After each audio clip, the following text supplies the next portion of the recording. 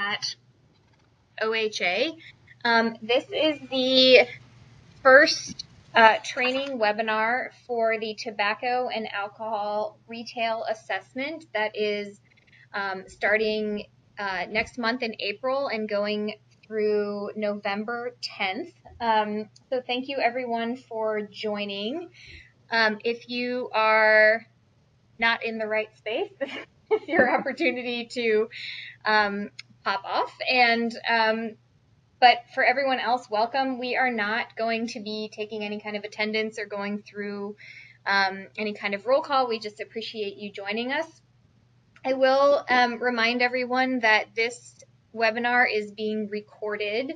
We will be posting it online in the coming weeks. I would say in the next couple of weeks. We're having another one of these on Monday the 19th. It is the same content. So you do not need to join both, but if you feel like you need to or would like to or have colleagues who you think would benefit from this training, please have them join on the 19th.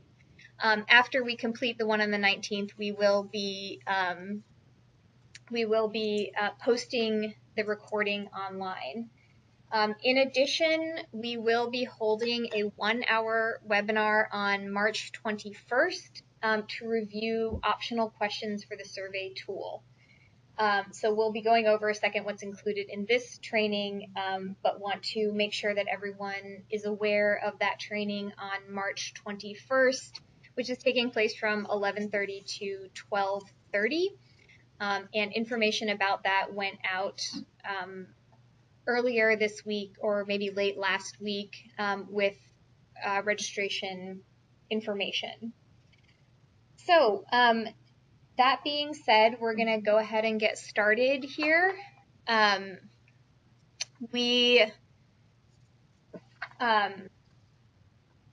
can you go to the next slide, please?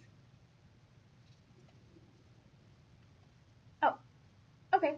We're having a changing around the webinar here. Apparently, I opened the incorrect one. Sorry. So we are updating that. Thanks for your patience.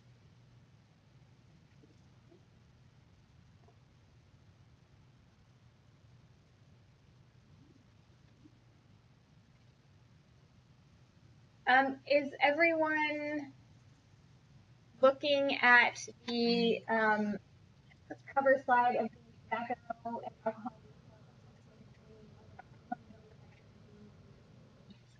Okay. Thanks.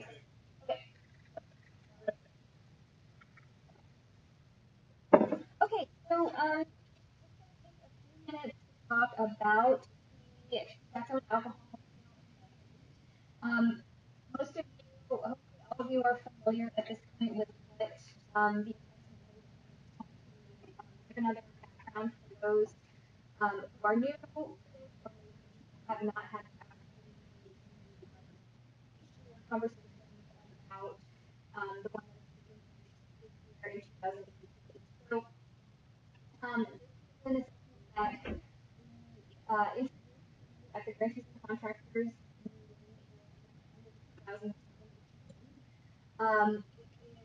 it is from what we have done in the past, which is tobacco that to include an assessment of alcohol products and advertising, as well as a couple other there are about sugary beverages as well as gambling, but the focus of this assessment is tobacco and alcohol. So during the Grantees and Contractors session, we presented a tool to you that we have adapted that Sharon will talk about here when she goes over the tool specifically, and got feedback from you on what you would like to see in the assessment, what we could improve on, what we were missing, what you didn't need anymore, or things that would potentially not be helpful for you in your work in your communities. And we refined that tool and then worked with representatives from each regional support network, both tobacco prevention staff as well as alcohol and drug prevention staff, to further refine the tool. So thank you for those of you who are on the phone. Thank you very much for those who participated and gave your input.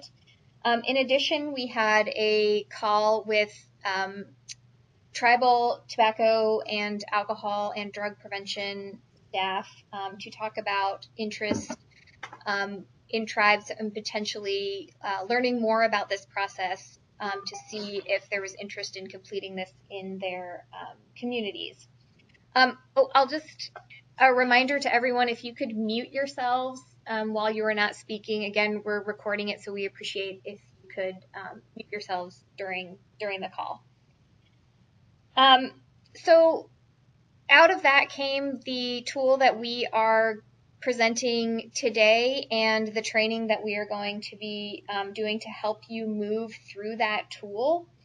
And so we are, Sharon will go over the specifics of what is in the tool and very specifically what kinds of things you'll be looking for when you go out to complete the assessment. You'll see, for those of you who have reviewed the tool already, that a lot of it is based in tobacco assessments, and that is the work that we have done in the past, and that is work that is now being expanded to look at some other topics, and we will hopefully learn a lot from this experience, getting some background, particularly in alcohol, and be able to learn specifically about that to expand this in the future and look for important information that you would need to help you do your work in your counties and for work across the state. So just a few things about the assessment before we get started, specifically going over the tool. So I just want to remind everyone that this is not an enforcement activity that you are going to be conducting. It is an observation and an assessment. So please do not do any kind of enforcement in conjunction with this assessment. It is, and this is for a variety of reasons. I mean, one reason is because this is really specifically a data collection activity, but secondly, we don't want to confuse retailers or owners of businesses and cause any problems for being able to collect this data in the future. We don't want to mix any messages around any kind of policy initiatives that are either taking place or that have happened recently. We want this to be a purely data collection driven observation activity where we can get some really good what's the word I'm looking for? So really just data that is useful and that is not muddied with any other kind of issues related to potential concern about enforcement. The second thing is that we here at the Health Authority will be providing you with sample lists of retailers to inspect. So you do not need to create those lists on your own. Those are created here using methodology here from our surveillance and data team. So you will be receiving that list, and we ask that you assess the retailers that are included in that list, and so you do not need to create that on your own. Another thing is that the data entry, we are going to be giving you some options as to how that data is entered. So whether it be in a paper method or online, and we can talk a little bit about that later during the training. But you will have some options on how how to input the data. Next, the idea here is that we are not going to be spending a lot of time in the retailer. We're aiming for about 15 minutes in each retail establishment. So that is why the tool was created, the way that it's created and the length that it was created. And this is to ensure that there is time to actually complete the assessment is one thing, so that you're able to get to all the retailers. Secondly, the longer you spend in a retailer, the more concern there could be about your motivation for being there. And there's some potential for maybe not being able to complete the assessment because of concern by retailers. And so we want to make sure that we're kind of in and out and getting the information that we need in a short period of time. And lastly, I just want to let you know we're going to have time for questions at the end. We're going to try and give a good half an hour or so for you to ask questions. And hopefully you'll have some questions that come out of this. Generally, that will be applicable to the entire group that's participating. If you have a really specific issue related to one thing in your county or one particular retailer or situation in your county that is really just specific to you, if you could chat with us offline about that, that would be great. We're really looking to make sure that we give information that's beneficial to the group here today.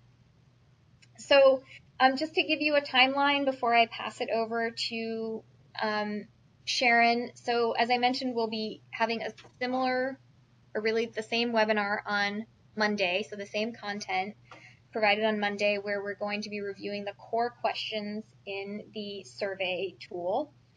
And then on March 21st will be the optional questions training. That one's only going to be an hour, and some people have already signed up for that. If you need more information about that, I'm happy to send it out, but I'll send a reminder early next week as well for everyone. The first week of April, you will be receiving your sample list. And so look for that. Those will come most likely from Sharon, but they might come from somebody else here in this office, but we'll let you know that and keep a look out for your sample lists. The data collection period will occur from, after you receive those lists, again, it's the first week of April, all the way through November 10th. And your data is due back here to our office on November 10th. And again, we're not gonna go offline and not talk to you in those 6 months. So we are here to answer questions throughout and give you support as you complete the assessment during that time. And then just to know sort of what you're gonna get back as from this experience and from this activity is that at the end of the year you will receive your data back in raw form, as well as receiving a kind of a plug-in type of fact sheet that you will be able to use in your conversations with leadership in your organization, as well as with decision makers in your community. So that is the information that you will get back at the end of the year after you have given us your data. So this is a really good opportunity to work across sectors. As I mentioned, we're incorporating alcohol mainly, but a couple of other things into the assessment, so a good opportunity to work across sectors. This is a really good opportunity to talk to other counties in your region to see, particularly when it comes to optional questions, if there are things that maybe all of you want to collect and maybe look at something on a regional basis and be able to compare across regions or compare your region to the state. And that's really the last thing, is that because all of this information will be rolled up to the state level, you will be able to compare your information to the state, as well as to all the other counties. So kind of a neat opportunity to have some really solid information that's collected in a consistent way. So are there any questions about that? We can take a minute or two to talk about if anyone has questions, and then I'm going to pass it over to Sharon here in a second. Oh, and you can, because we are recording it, you can say your questions on the phone and we will probably repeat them, or you are welcome to type them into the chat box and we will read your questions here and then answer them as well. All right. Hi, everybody. First, before I start training, I just wanted to get a sense of whether or not people have participated in a county retail assessment. We did it before. So whether or not you can indicate yes, that you have conducted using the STARS tool, you've done it using another tool that maybe your county developed for themselves, or no, you're brand new to retail assessments in Oregon. Give you a few moments. All right. Okay. So, how do you share it? Close. Okay. So it looks like the majority of you have not participated in a retail assessment, but there are some that have, and particularly the STARS tool. So a lot of this will look familiar to those that have used a STARS tool before. We're trying to stick pretty close to the CounterTools STARS methodology and their training assessment. Okay, so after this training and the additional documentation that you will get with this training, assessors should be able to recognize key categories and brands in alcohol, tobacco, and also to recognize key concepts around advertisement, price promotion, product placement, and flavors. Today, however, we're really going to focus on advertisements and price promotions for both tobacco and alcohol, because those tend to be the ones that we've gotten the most questions about. But please feel free if you have additional questions. There is a questions tab on the webinar, and you can put your question there, or post, as Alana said, that you can ask on the call as well. I also want to do a quick housekeeping thing. If you open the handout section of the webinar tab, you'll find some supporting documentation for this training. One in particular is the pocket guide, the Tobacco and Alcohol Retail Assessment Pocket Guide. And this you can use and follow along during the training. It has a lot more information than I'm actually going to go through.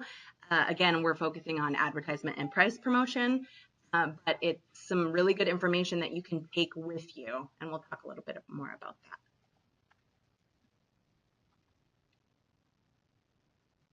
Okay. All right, so yeah, here's the pocket tool with assessments. This is a tool that you can take with you on your assessments. You can write notes in it as you go.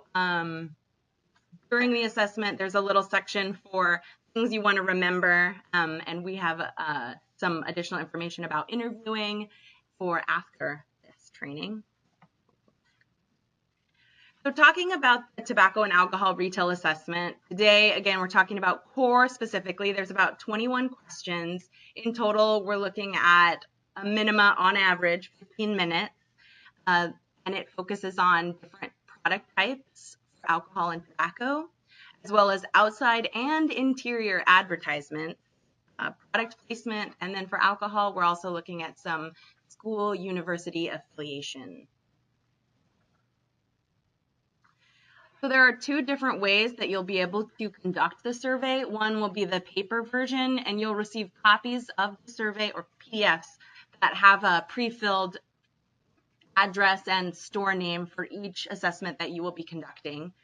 So that would be a lot of paper, but anyway, And then there's also an online survey version where I will provide the link afterwards. And for both versions, you'll want to have your pocket guide and the list of stores to visit in the map area. Just a couple of general instructions about assessments. We are recommending 1 to 2 people per team. I would say if you're planning on using any youth community volunteers, that you accompany them. So that would be 2 people in stores. Or if there's a large store, that you could have 2 people and maybe one do the tobacco side and one do the alcohol side. And then also to remember that it's during store hours and in the daylight. We want you to feel safe. If you don't feel safe at any point, you can leave. And then remember that we are there during their business hours. So if they're busy, maybe wait a few minutes.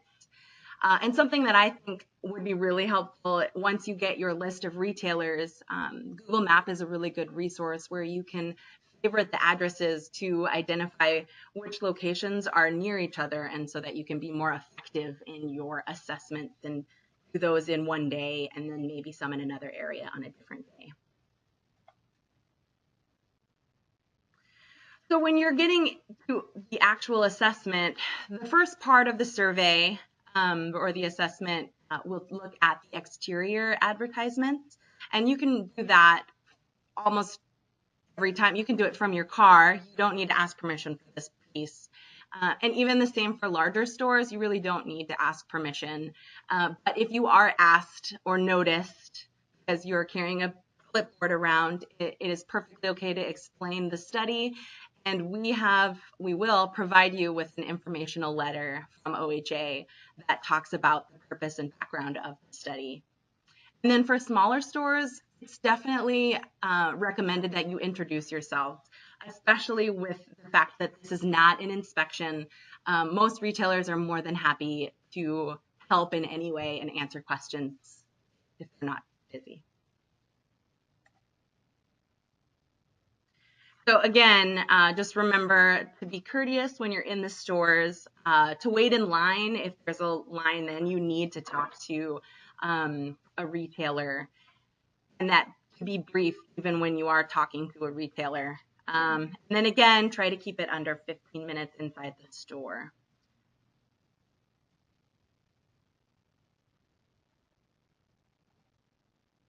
Okay.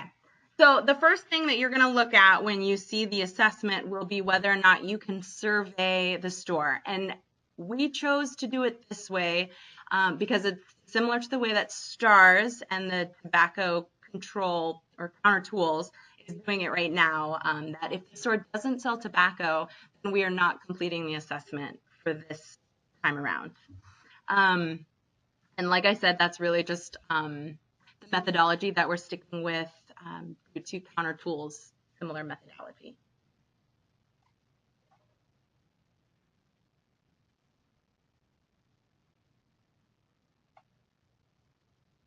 All right, so we're looking at outside the store. If you look at the first page of the assessment, you'll see a list of products that are advertised outside the store with yes or no. And I find it the easiest to go down the line to identify those. So I'll talk a little bit about what the advertisements are and what they're not, and then we'll go through some examples and do some fun little pop quizzes. So an advertisement is really intended to sell a product. It is usually a logo attached on a sign or a poster. It doesn't need to have a price, but it can have a price. But it does need to be printed. If it's handwritten, it's not considered an advertisement in this case. So really we're looking for branded, printed logo signs on the outside of stores. Advertisements are not handwritten.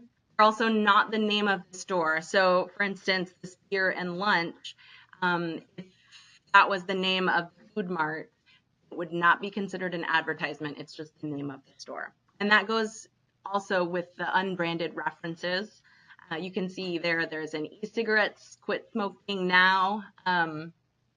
unbranded reference, that would not be considered an advertisement. And then lastly, product displays themselves are not considered advertisements. So you can see the rock stars in the windows. We would not consider that a sugary drink advertisement.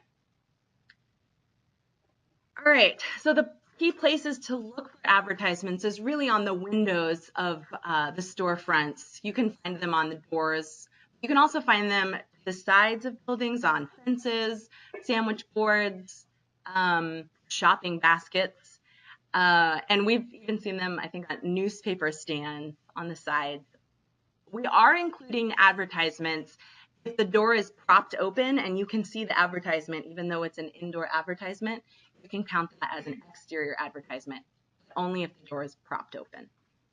That's a little nuancy. All right, so because I've created these polls, but because I can't run the poll with you still seeing the slide, if you guys don't mind to identify which store windows, maybe write them on a sticky note or keep them in mind, which ones are advertisements for any tobacco products, A, B, C, and D. I'll give you a few moments and then I'll start the poll. Please remember to mute your phones. We can hear. All right, I will start the poll. All right, which storefronts were advertised as tobacco products?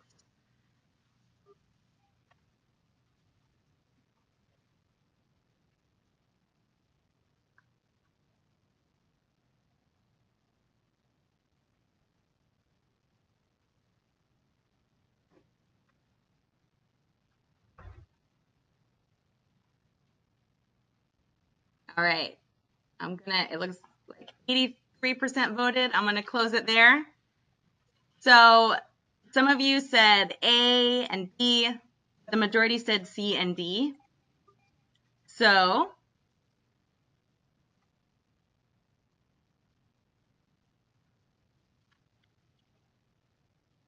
there you go. Okay, so A and B are neither advertisements. A is not an advertisement, again, because it is looking at cigarettes as a whole. There aren't any branded merchandise there.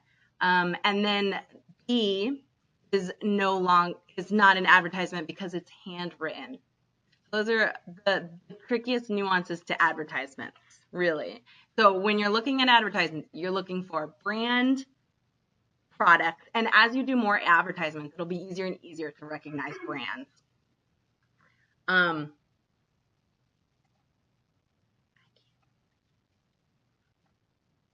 Okay, so we'll do one more. This one's for alcohol. We've got Corona, Coors, and I'll give you a few moments to write down which ones you think are advertisements for alcohol, and then I'll start the poll.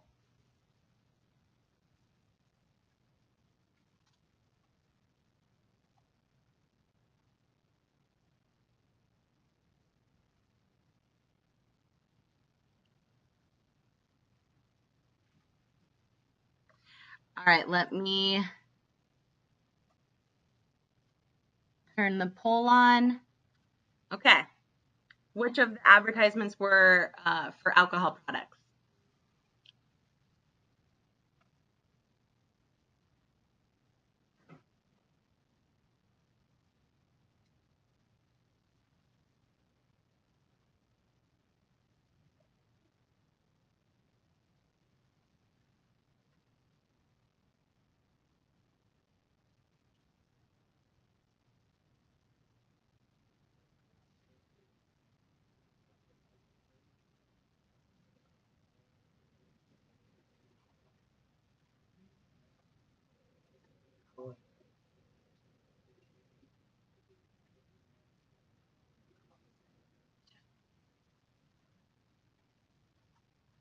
Okay, sorry about that. I will close that. It looks like you guys did pretty good. Yeah, so kind of a trick question. They were all advertisements. Oops.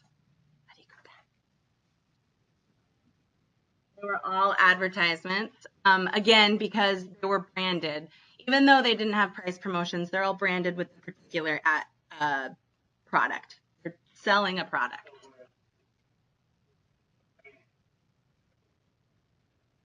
Yeah, for E, Keystone is the brand of alcohol. Yeah, that one is an advertisement. And so you can see there are a bunch of different types of advertisements. They can be neon signs, they could be stickers in windows or sandwich boards on doors. All right, so here's one more for storefront alcohol product. I'll give you a few moments. Having some conference line mix-ups. All right, so let me launch this next one. Which storefronts were advertising for alcohol products?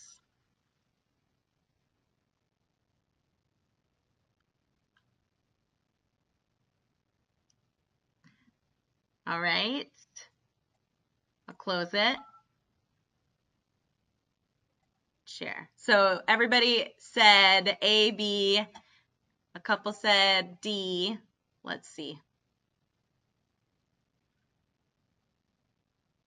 All right, so the answer, you guys were spot on. A, B, and C are all advertisements, and D is not an advertisement, again, because it is a product that's being displayed through a window and not a sign or a sticker. Products do not count as advertisements.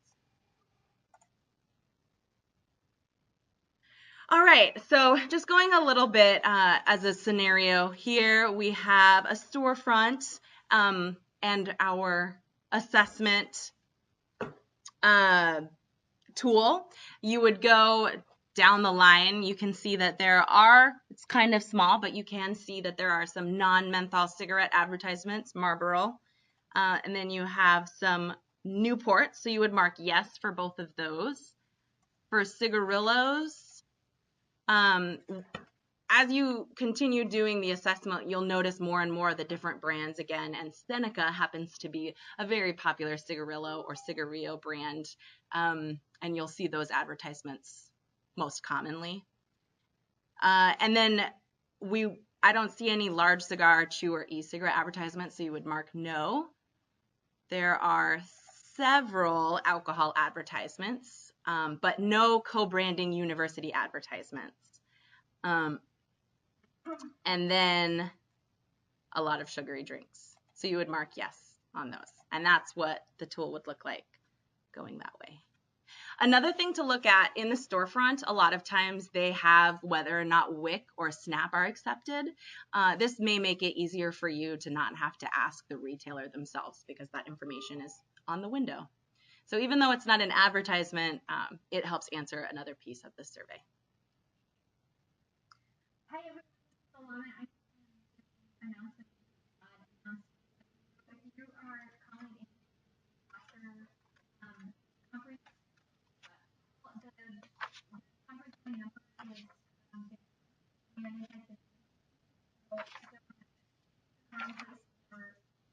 number is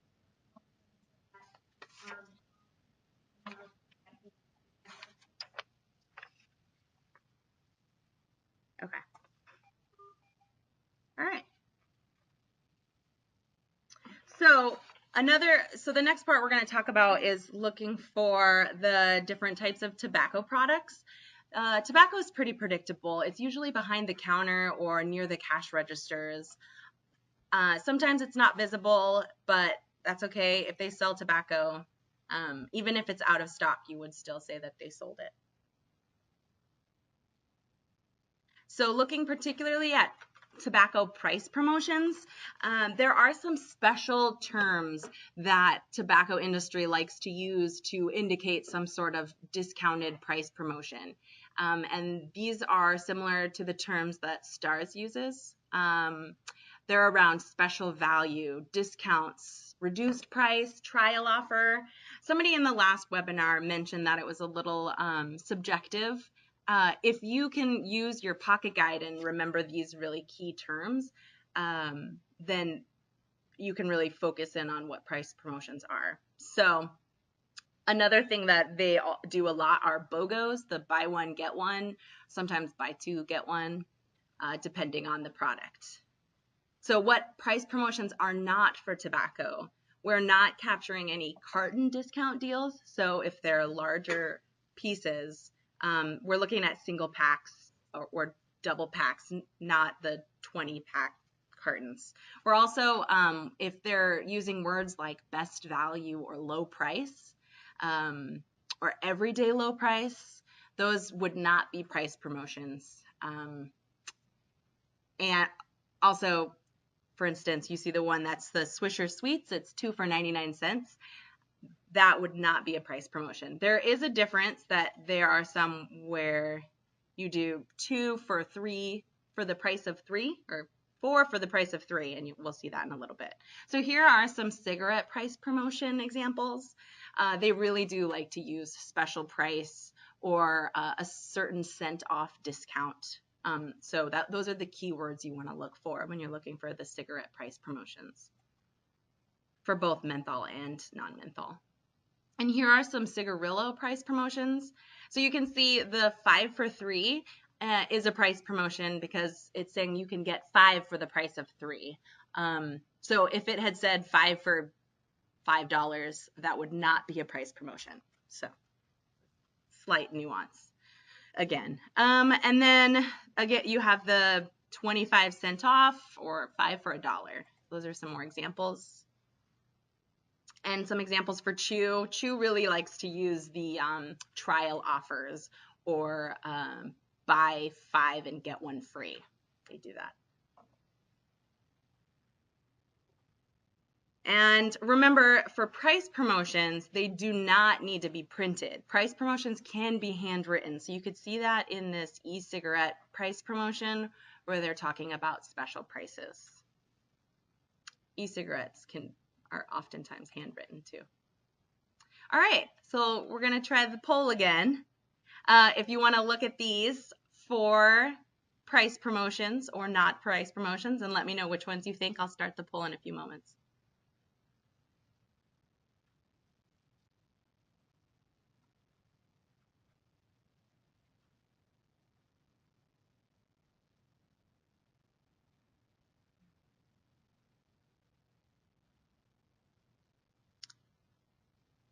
I did just have somebody ask a question that says a lot of retailers like gas stations have the Budweiser We ID window cling in their doors. That would count as an exterior advertisement, right? So if it does read Budweiser and it has a Budweiser brand logo on it, yes, it would be considered an advertisement. All right, I will start the poll.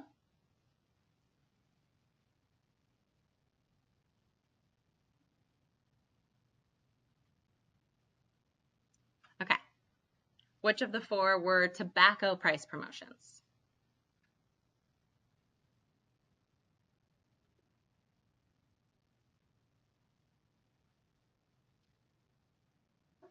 Okay. All right. So it looks like the majority of you said B and D as price promotions, with a couple on A and C. All right, so A is a price promotion, again, because in the corner it's pretty small, but you can say when you buy 3 packs, you get it for the $4.35. B is a price. I'm sorry, what was the question? Yeah, it was hard. That one was kind of tricky. Then B is a price promotion because, right, 5 for 3. So you're getting 5 for the price of what 3 would cost. And then C is not an advertisement. So you guys did really good because it was just talking about a regular price, not a price promotion. And then D is an advertisement because they're using special price in their language. Promotional price. Yes. Thank you. All right, here's the next one. I'll give you a few moments.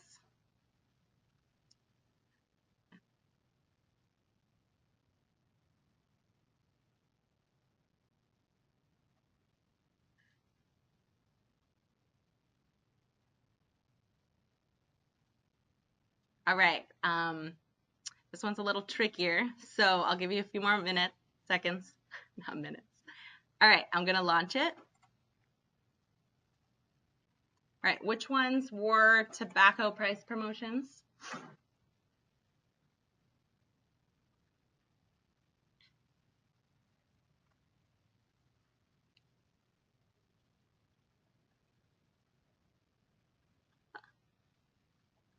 It was too fast for you?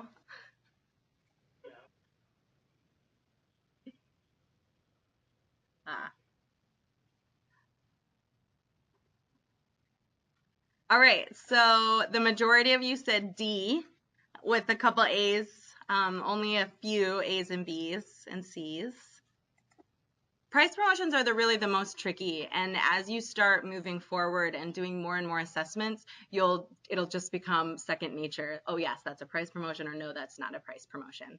So yeah, you guys were right. D is the only price promotion here. The first one is talking about 3 for 99 cents, which is a regular price. B is talking about single cigarillos for 69 cents, and then C is blue cigarettes for $10, which are also regular priced. But in D, you can see that if you get $1 off if you buy 2 chew packages. Good job. I like the polls. They're fun. All right, so the next thing we're going to talk about are some tobacco advertisements inside the store. So this was a main piece that our user panel identified as important to notice some characteristics of the indoor interior tobacco advertisements. And the ones that we're focusing on are these 3. So remember, these are indoor advertisements. Do not include any outdoor advertisements in this number 15. So the first thing we're looking at is whether or not there are any flavored advertisements. And this is flavored advertisements for tobacco, including menthol.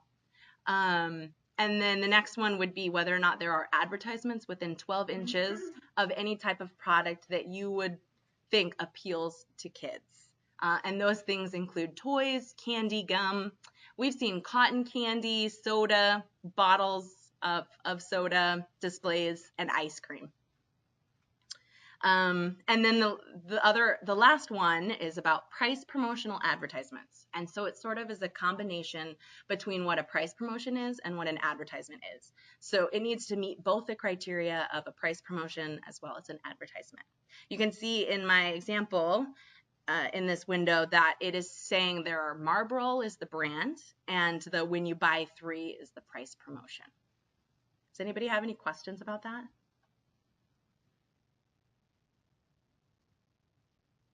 Okay. All right, so alcohol is a little bit of a different beast when we're thinking about tobacco versus alcohol. Alcohol can be all over the store, whereas tobacco can be usually near the cash register. I would recommend that you first go to the designated alcohol aisle. If you're in a big grocery store, they usually have one for beer and one for wine. And then if you still haven't found the price promotions or the advertisements that you're looking for, to circle the perimeter of the store. That's usually where they keep the alcohol larger displays. But remember, still be mindful of the time that you're in the store. It's important. So what are some alcohol price promotions? We're looking at alcohol price promotions for all the different alcohol product types. And it's pretty similar to tobacco, only a little less subtle. They use a lot of words like sale, reduced price, and they also do a lot of multi-bottle discounts. So if you buy a 12-pack, you get $3 off or whatnot. What an alcohol price promotion is not are signs like, again, similar to tobacco, everyday low price, value brand, great price, best value. These are really just the idea that they're a sign with a price on it is not a price promotion. A lot of times with alcohol, they actually will provide you with the regular price and then the sale price next to it. So that's a pretty obvious way to know that it is a price promotion. So you can see the the fat tire on the top left hand corner is just stating that it's $16.99. And then this Coors advertisement is just talking about low prices. So just because it's a price tag with a price on it does not mean that it is a price promotion. So remember to look for those sale prices. So here are some examples for beer. You can see in this assorted Deschutes Brewing, they have a 6-pack where you can save $1.50. Then there are other ones where they'll have maybe a club price, and you could see the regular price, and then what you get with the club price. That is a price promotion.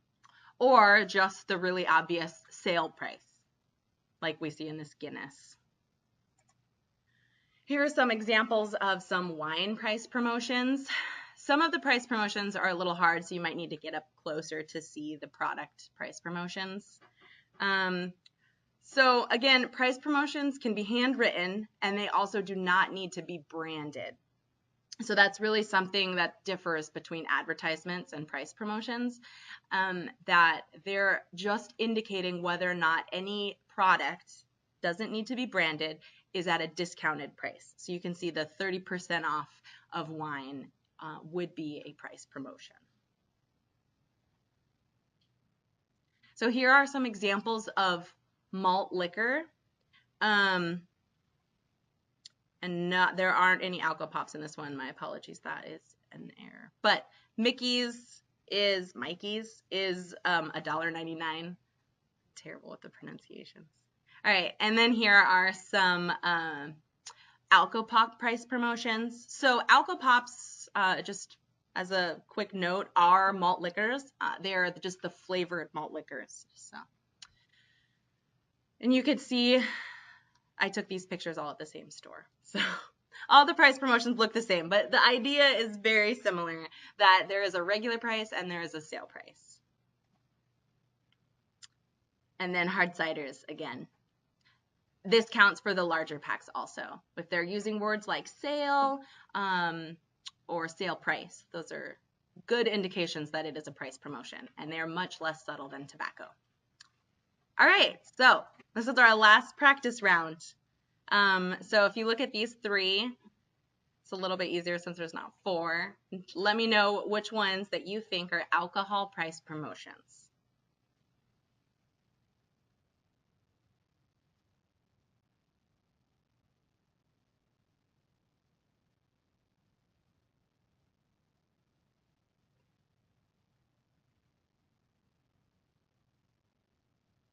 All right, I'll start the next poll. Everyone is ready. A, B, or C, or all of the above?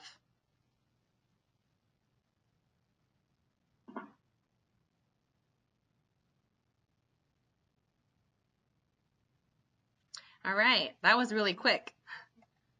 You guys all said B. A couple people said A, but you all said B. So you think it's B. That's right. Okay, so A is not a price promotion because it's talking about extra savings. It's not looking at a special price, but if you can really see that it is $19.98 and that's the regular price. B is an advertisement because they're offering a discount off of the regular price. And C, I'm sorry, not an advertisement, a price promotion. And C is not a price promotion because, again, it's just talking about the regular price of a 6-pack. It is an advertisement, but it's not a price promotion. All right, here's another one. We have some wine. I'll let you. Okay, and somebody just had a question, and it is, are rebates for wine considered price promotions? Do you mean, okay, Becky, if you're comfortable talking on the phone, do you mean a rebate, a coupon that they would get in the mail? Or a rebate that they would have, like a mail-in rebate?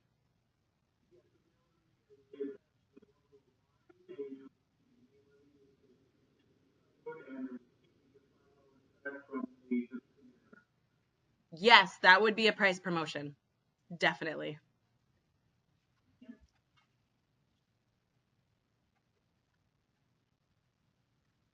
All right, I will start the poll. A, B, and C.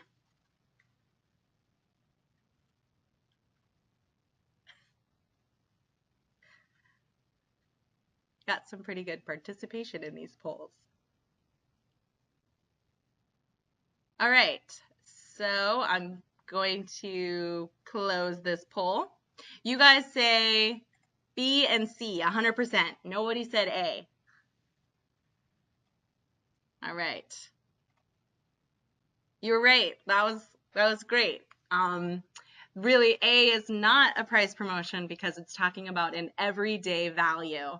It's really stating the price and nothing else. And the other two are providing some type of discount off the regular price. Very nice. All right, and the last thing we're going to talk about are school affiliations and cross-product promotions with alcohol. So you can see this example that I have. We already know that actually Oregon Ducks have a contract with Coors. So you may see those out when you're in convenience stores.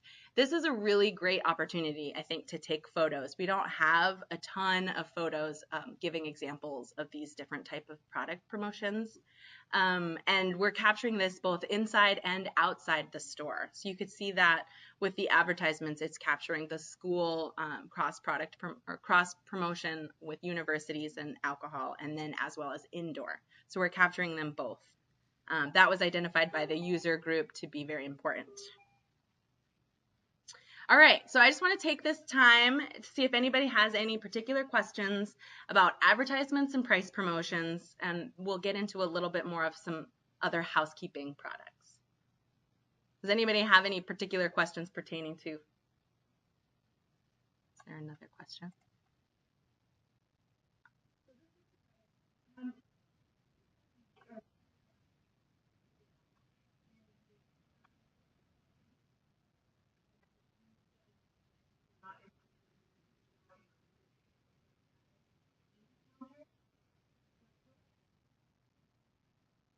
That is not. I think that might be a STARS carryover. We are still counting signage behind the counter.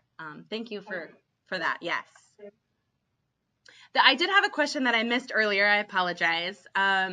They asked whether or not we are going to tell you what stores to assess. And yes, we will provide the list of stores that all the counties will be assessing. And if you do want to do a census of your county, just contact me and we can move forward with whether or not, or yes, if you want to do a census, we can move forward. Just contact me.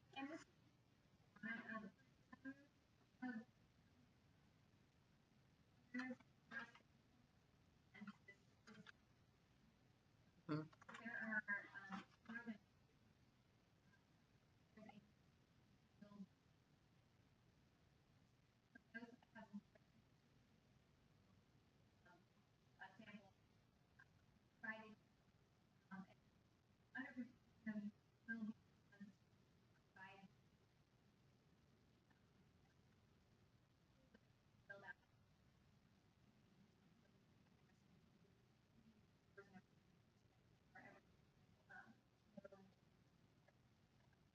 Yeah, and we'll be doing that. I will be doing that on April 2nd and getting that out to all of the counties.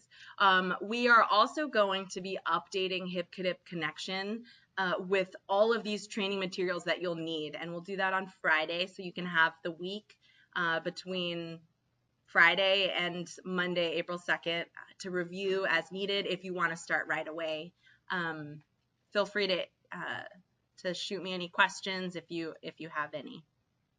Even beyond this.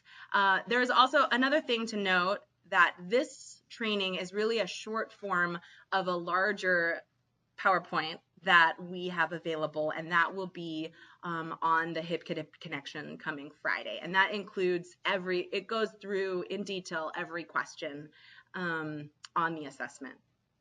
And there is also another PowerPoint for the optional questions. Okay.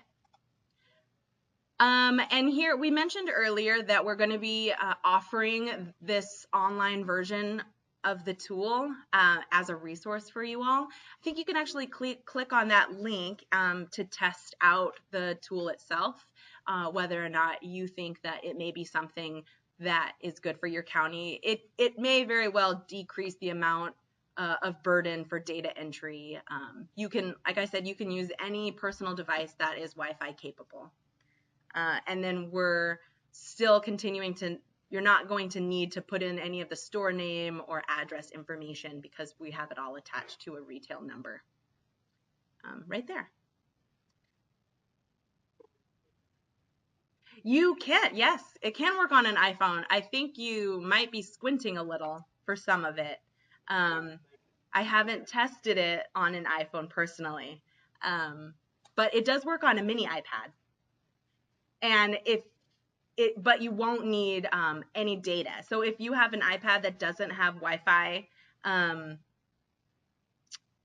that doesn't have automatic Wi-Fi, so if you're in a rural area that doesn't have Wi-Fi at all, you can do the survey offline and then come back onto a Wi-Fi area to upload the surveys. Does that make sense? Okay. All right. So a couple of, yeah, go ahead.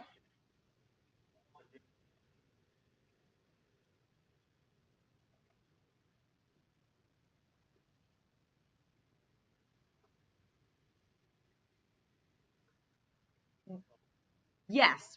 Yes, we can definitely help with support of data entry. If you choose to use the paper version, we are offering that technical support for any county that needs it. You're welcome. So Sarah here is going to talk a little bit about some opportunities beyond the data. All right.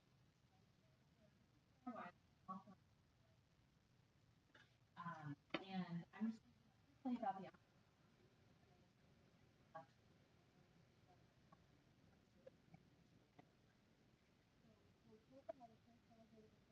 the about what is available in stores, what discounting looks like, but everybody learns in different ways, and many people are visual learners, meaning that if we have photographs that show what we are finding from the quantitative data, that will really help to bring the point home for a lot of people who might glaze over if they're just looking at the numbers. So we're looking for your pictures in the retail setting to illustrate results, interest the public, and then also to educate and inform policymakers. I've found that when I've done audits in the past, decision makers tend to say, oh, well, that's really interesting, but I don't think that's happening in our area.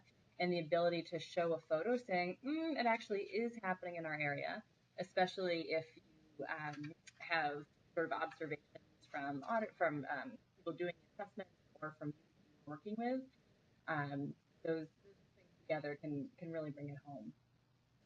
In addition to whatever local education you plan on doing, we're also hoping you can send us photos to the state level so that we can put together media campaigns, mass communications that are really accurate to what's happening in Oregon.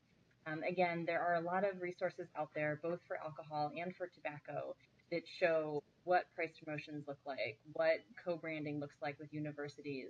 But unless that co-branding, for example, has University of Oregon together with Coors Light, something that's from University of Minnesota is just not going to have it's not going to have the same educational effect.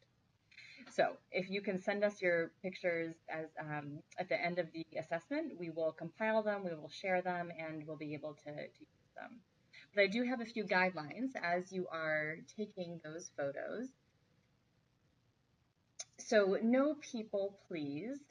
This is partly because we really want to protect the privacy of any shoppers that are in the store or any people who work in the store. It's also because pictures of people are distracting, and if what we're trying to look at is advertising, product placement, discounting, if you have a person there, they're going to draw the attention of the person looking at the photograph. My second piece of guidance here is to think about the image quality.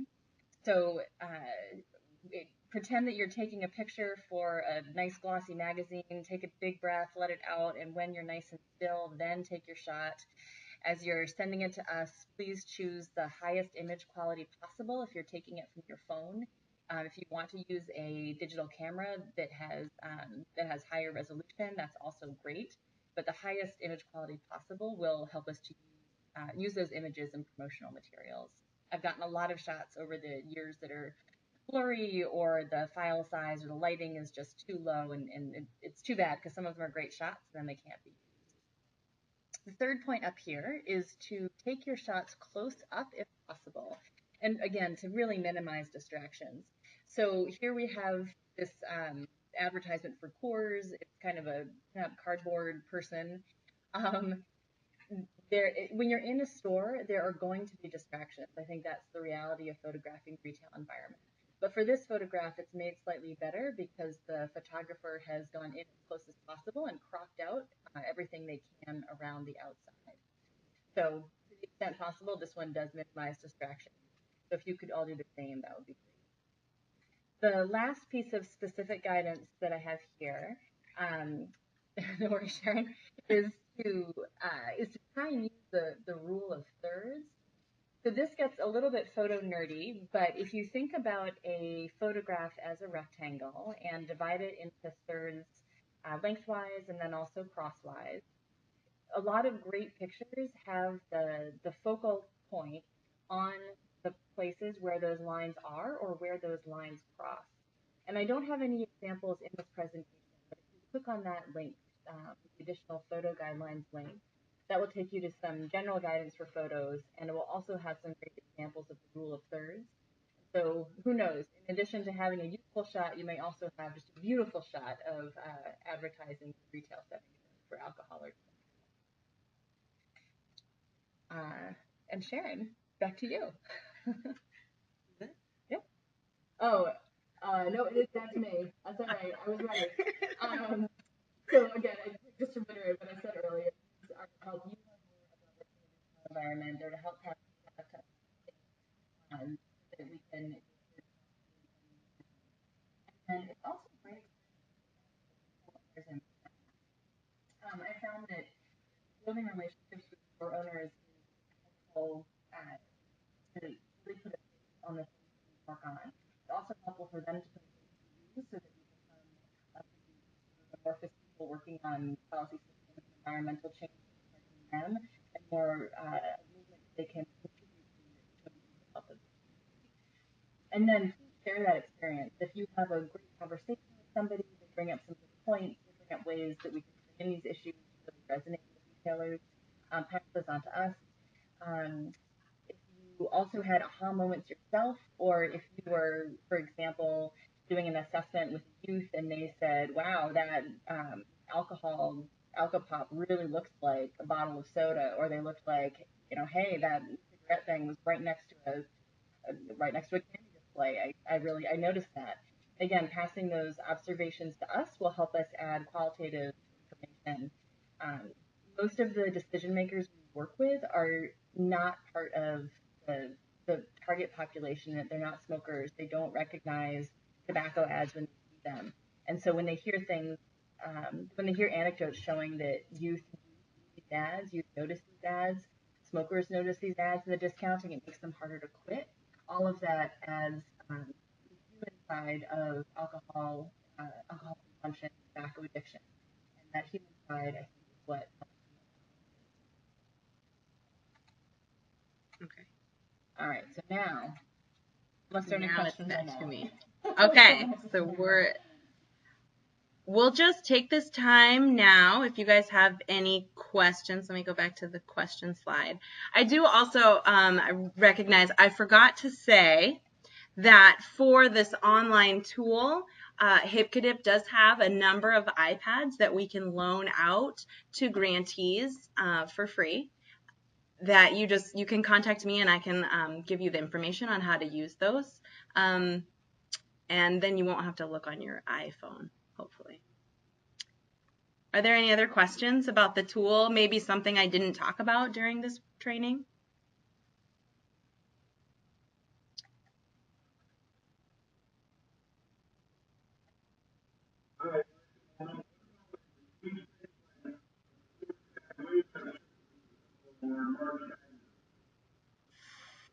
That is not something that we are capturing right now, but an interesting topic. I don't know. What do you think, Alana?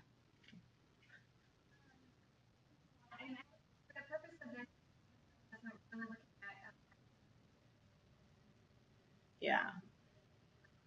Yeah. But it might be something, there is an optional question that does talk about some co-branding with other things outside of universities like sports or outdoor activities. So that might be a place you could capture it. Also, that might be a really great qualitative thing that you could capture and put into a talking point.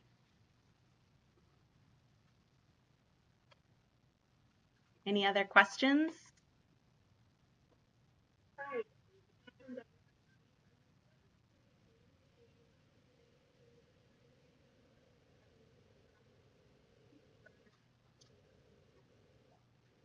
So we're not recommending that you send any letters prior to the assessment. We do have an informational letter that you can provide to the retailer at the time of the assessment, which actually ends up being pretty helpful. It has additional information and then a contact number that they can call or email if they have other questions. But that being said, if you wanted a letter, we do have some examples of prior letters that I can work with you on an individual basis to do that if you would like.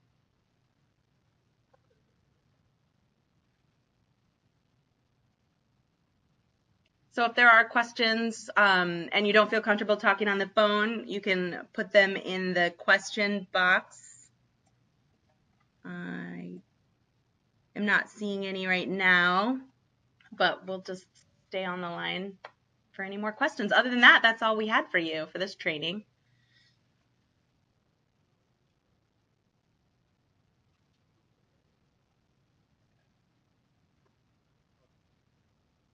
You're welcome.